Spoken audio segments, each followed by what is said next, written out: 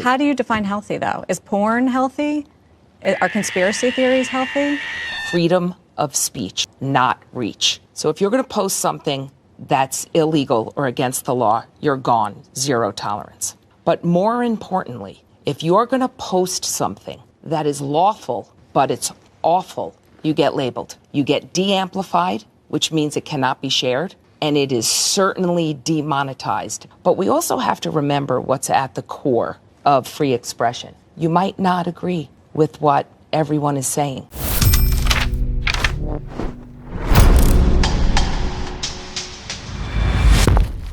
Ciao, qui Giò Fumagalli, fondatore di Ibex Edizioni, e quella a cui stai per avere accesso fra letteralmente una manciata di secondi è l'intervista che Linda Yaccarino, la CEO di X, che è quella compagnia che fino a qualche settimana fa era conosciuta come Twitter, ha rilasciato a un'importante emittente televisiva americana. Con la redazione e il team media di Ibex Edizioni abbiamo deciso di tradurre integralmente questa intervista e di caricarla sul nostro canale YouTube.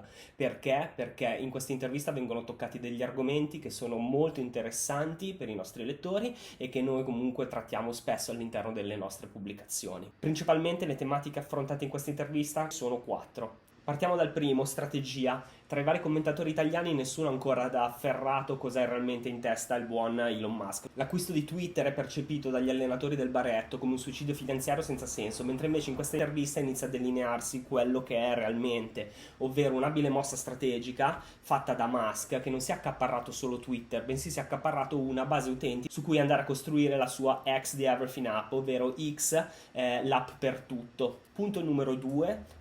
Collegatissimo al primo, branding e marketing. Questa intervista è una lezione di marketing magistrale su cui bisognerà studiare per dei mesi. Nonostante i padrini del branding si siano già scagliati contro questa mossa che ha trasformato Twitter in X, le risposte della Yaccarino spiegano molto bene perché la mossa di Musk & Company ha perfettamente senso anche dal punto di vista di marketing. Punto numero 3. Algoritmi e libertà di parola. Altro argomento molto importante per i lettori di Ibex Edizioni. In questa intervista la Yaccarino dà un bel po' di spiegazioni sulle nuove policy e quindi sui nuovi algoritmi che regoleranno la libertà di opinione sulla piattaforma che da qualche settimana si chiama X. Quarto e ultimo punto è il tema del momento, ovvero l'incontro di MMA che dovrebbe tenersi probabilmente in Italia fra Zuckerberg ed Elon Musk. Su questo ovviamente non spoilereremo nulla, lo trovi alla fine del video. Eccoti quindi l'intervista completa, tradotta per la prima volta nella sua versione integrale. Ricordati di piazzare un bel like e di scriverci nei commenti se c'è qualche punto che non hai capito o qualche punto che vorresti che la redazione di Ibex Edizioni affrontasse di più nello specifico. Ti suggeriamo anche di seguire il canale YouTube Ibex Edizioni, perché in questo modo non avrai solo accesso a video come questo, video che nessuno traduce in italiano e che noi ci prendiamo la briga di tradurre in italiano, ma anche a un sacco di interi capitoli, di interi audiolibri che carichiamo su base quotidiana. Quindi bando alle ciance ed eccoti l'intervista. Live today from X's corporate New York headquarters, joining me exclusively in her first TV interview since taking on the new role is X Corp CEO Linda Yaccarino. Linda, thank you for having us here today. Sarah, thank you for being here. Thank you for visiting us today. It's so exciting, and to be on Squawk on the Street is a real privilege, so thank you. Well, we're glad to talk to you. We have a lot of questions, and I think we should start with sort of the most recent major announcement, which is the company now being called X. Why did you do this rebrand? Well, first of all, I think we need to rewind a little bit and remind ourselves that Elon has been talking about X, the everything app, for a very long time. Even when we announced that I was joining the company. I was joining the company to partner with Elon to transform Twitter into X, the everything app. So, you know, I also at the heart of the rebrand, X, we need to keep our minds open that it's developing into this global town square that is fueled by free expression, where the public gathers in real time. And I want to stop on that for a second, because in real time is what's most important about the vibrancy of X and how people interact with it. And now it's all in one seamless interface. So think about what's happened since the acquisition, right? Experiences and evolution into long-form video and articles. Subscribe to your favorite creators who are now earning a real living on the platform, which is so exciting. You look at video, and you look at soon you'll be able to make video chat calls without having to give your phone number to anyone on the platform. And then payments. Payments, there's been a lot of talk about that. Payments between you and a friend, between you and one of your creators. Yeah.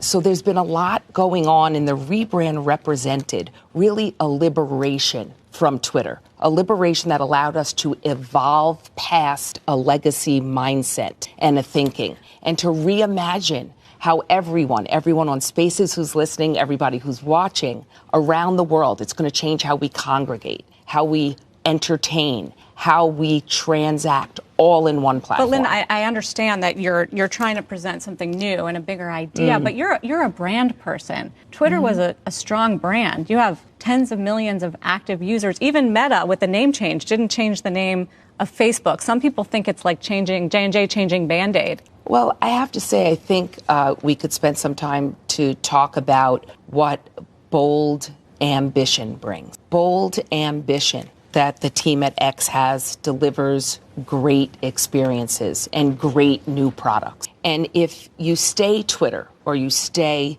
whatever your previous brand is, change tends to be only incremental. And you get graded by a legacy report card. And at X, we think about what's possible, not the incremental change of what can't be done.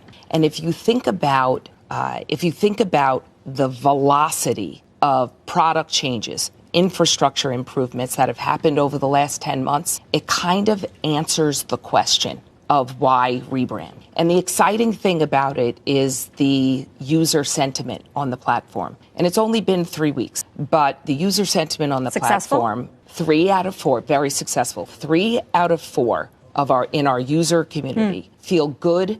A lot of them feel great about the rebrand because they live with us. It's habitual. They know what we're about. They know where we're going. But what we found out was even more exciting, which was there's much more of a broader conversation going on, is what does this kind of the clear canvas allow us to do? And there's broader conversations going on about new products, about long-form video, about payments. So it's actually, we're believing in our user community and we're not limited by that legacy thinking. You mentioned that it has always been Elon's idea, and he's been talking about this for a while, which does raise the question about your role as CEO and whether he shares control.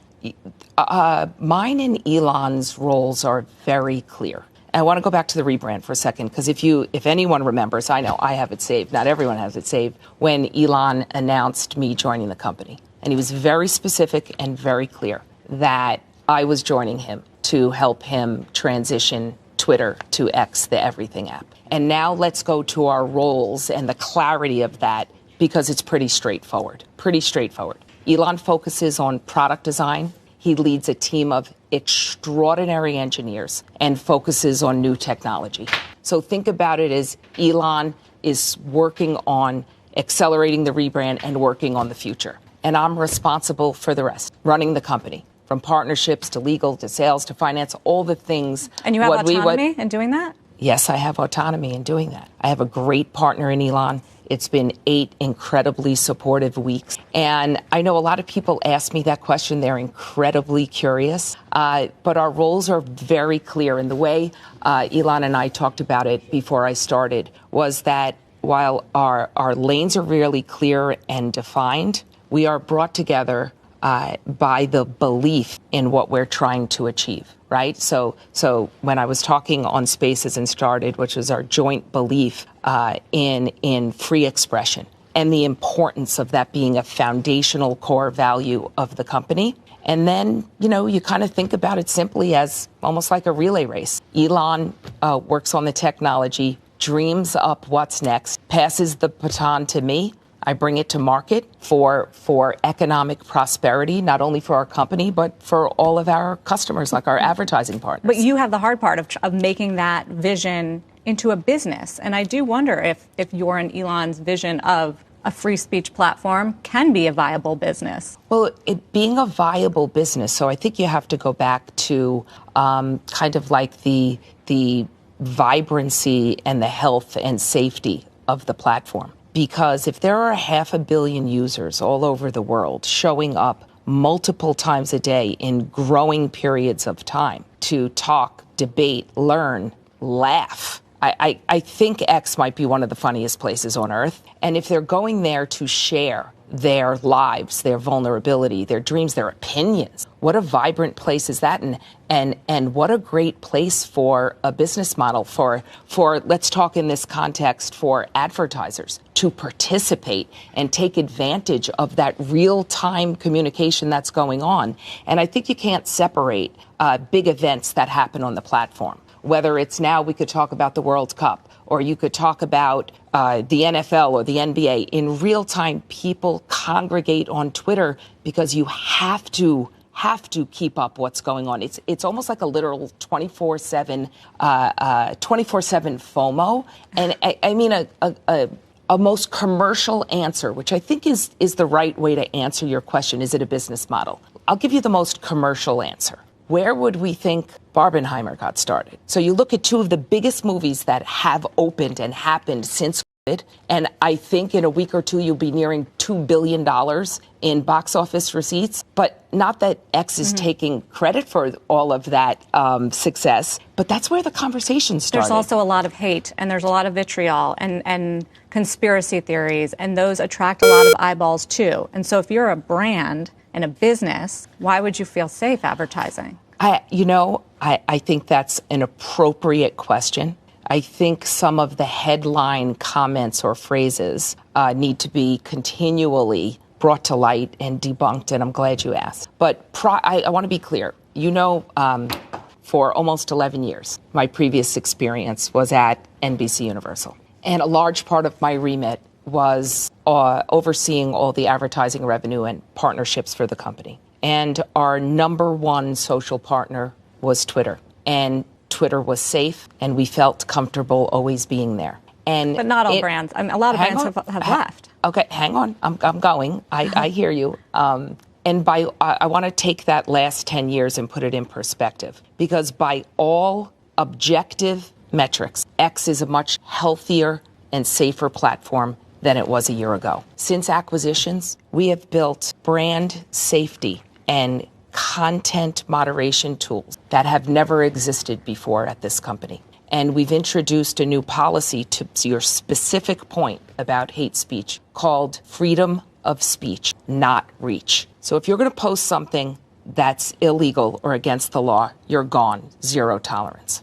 But more importantly, if you're going to post something that is lawful, but it's awful, you get labeled. You get labeled, you get de-amplified, which means it cannot be shared, and it is certainly demonetized. Back to your direct point about brand safety. So they are protected from the risk of being next to that content. And it's also why it's really important to note that once a post is labeled and it can't be shared, and the user sees that, 30% of the time, they take it down themselves. Staggeringly, they take it down. And that reducing that hateful content from being seen is one of the best examples how X is committed to encouraging healthy behavior online. And today, I can confidently sit in front of you and say that 99.9% of all posted impressions are healthy. How do you define healthy, though? Is porn healthy?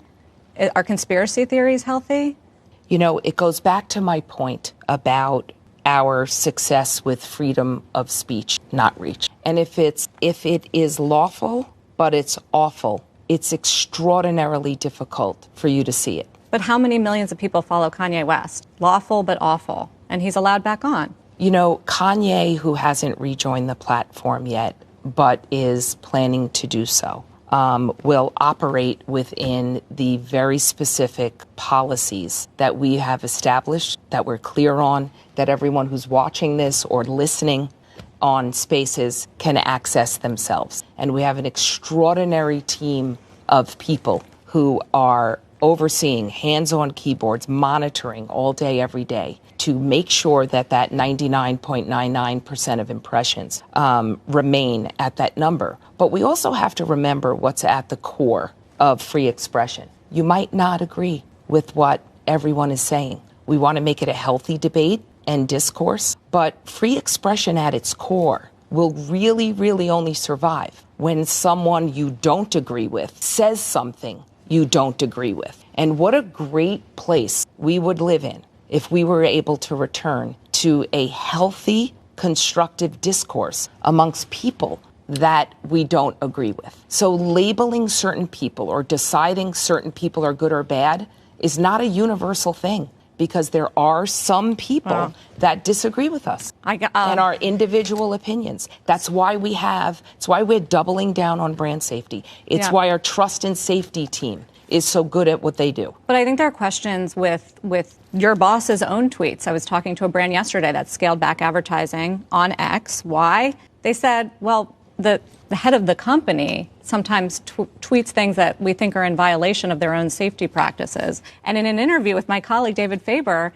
Elon said, in response to a question about tweeting a conspiracy theory and whether that was risking losing advertisers, I don't care. If I want to say what I say, and if I lose money, so be it. Doesn't that make your job impossible? It definitely does not make my job impossible. I think what it fuels more of an ambition for my job to make sure that everyone, including Elon, is entitled to their own opinion. Now, we all do things that we reconsider at other times. I think you remember when in my early days of meeting Elon, I interviewed him at a marketing conference in Miami, and we had a little bit of a debate of rethinking tweets, maybe, I don't know, after 3 a.m. in the morning. And does he give you a heads up on the tweets at all?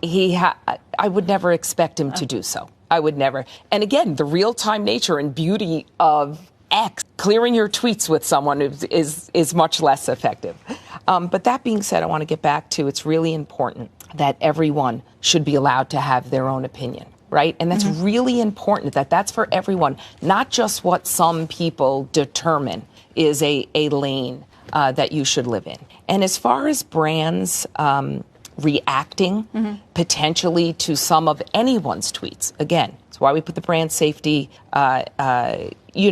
tools and capabilities in place. But also, I think what brands are getting more and more reminded of is the platform is not about a particular person's tweets. It's about the vibrancy and the 500 million users who are on the platform and what that represents as opportunities for them. I could go back to the great movie opening weekends that we've had and contributed to. I could go back to World Cup and go through the brands that have stuck with us and brands that are coming back. Are they coming back? Coca-Cola, Visa, State Farm is a huge partner. They're coming back. The last bunch of weeks continued revenue growth. And I think it's a combination of things. Number one, and specifically by me, I'll tell you what I've done the last 8 weeks since I've been here. In addition to meeting a lot of the team, for the last 8 weeks, I've either been in personal, direct, and I've lived on a lot of planes lately, direct conversations with CMOs and CEOs. And we cover a lot of ground. And I focus on those that have either maybe paused or reduced spending to remind them about the power of the platform and the power of the user base and the economic potential of them partnering with us again. Again, think about it. And that is successful. Okay, so I'm going to add to it. Keep in mind, we're a company that has gone from 8,000 people and has gone through a very necessary cost discipline exercise. How many is it now? To about 1,500 people. So it makes sense that there would be some type of impact of presence with these people. So that's what my job is. That's why I came over with a lot of experience, a lot of relationships to re-engage and nurture those relationships again. But it's also what's happened in the last week is a byproduct of me listening to them and listening to them of what was important. And what's most important to re-engage with them has been the rollout.